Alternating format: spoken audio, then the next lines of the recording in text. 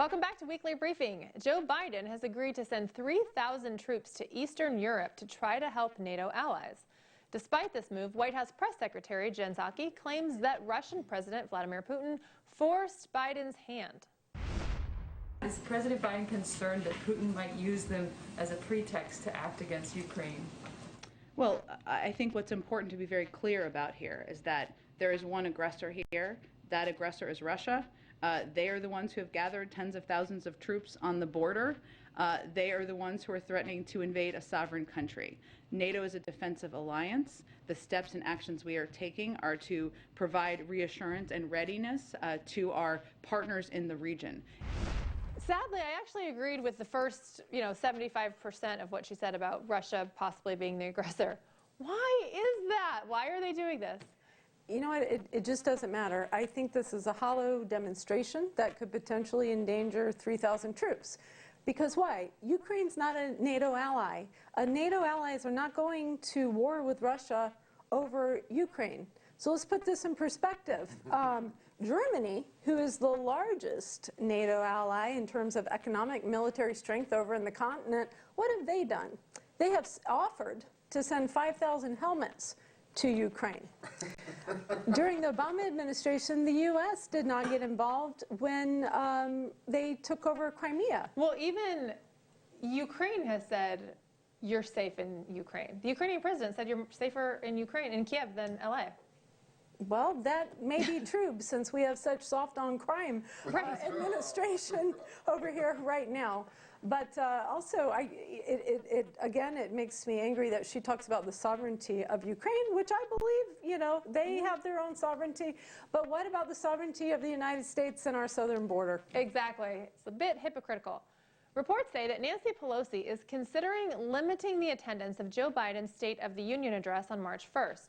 Axios reported that House Minority Leader Kevin McCarthy told colleagues that each party might be limited to 25 members in attendance. John, why would she want to limit the most popular president's audience? That's a great question, Christina. I think the way to say it is that basically she knows as well as we do that State of the Unions are audience-driven, applause, boos, the reaction of the crowd. The problem is the left has, with its presentation of hoaxvid under Omicron and all these new problems that other countries are moving away from and acknowledging that this is not a pandemic really anymore, it's just an endemic situation. She can't have her constituency, the entire House, and all the Democrat senators in that chamber, and then go back to their constituents and explain why everyone's locked down in their home states. And that means that there'll be like 10 Democrats there, there'll be 200-odd Republicans there, and the Republicans will drive the State of the Union address.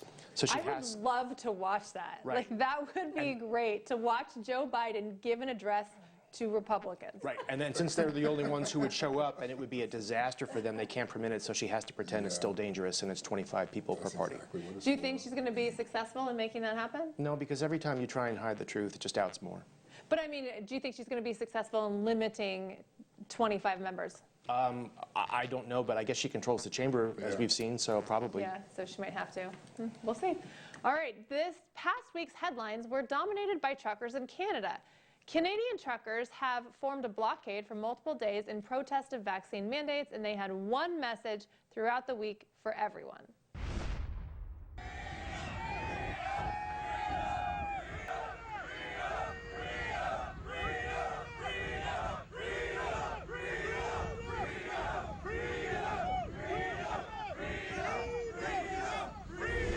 It's really inspiring to watch, our fellow patriots, our Canadian patriots, fighting for freedom.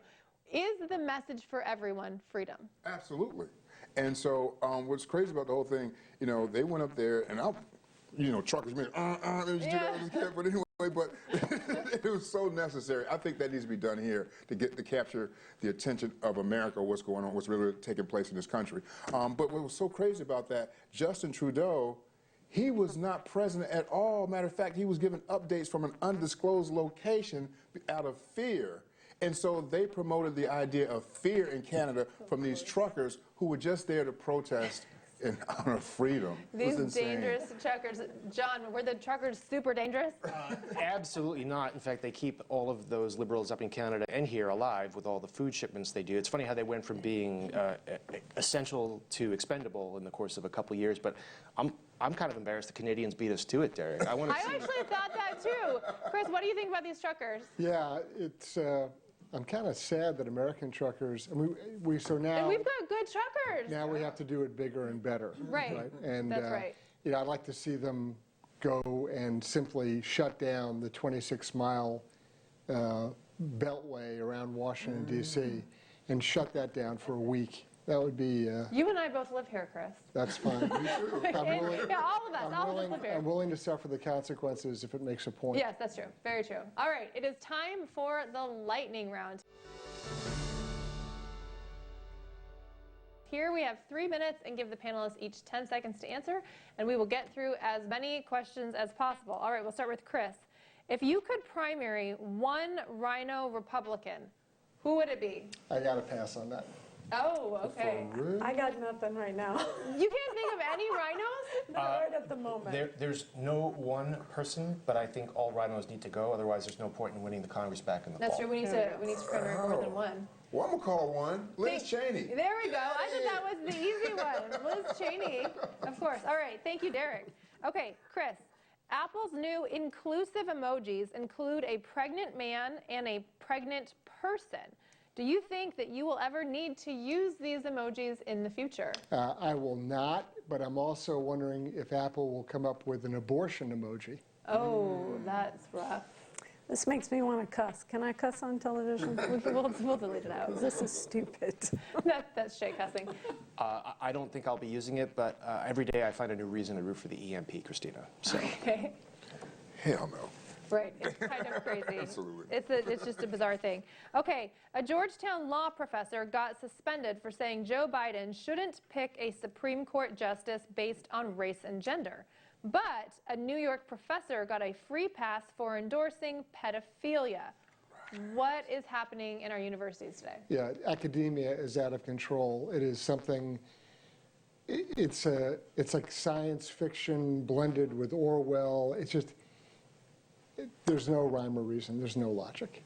I think it speaks to we need a foundational base of morality and wisdom in this country that we've gotten way off of. I think you're right. I don't think there's any value in higher education at this point, and Congress, future Congress should take a hard look at guaranteed federal loans for these places from now on.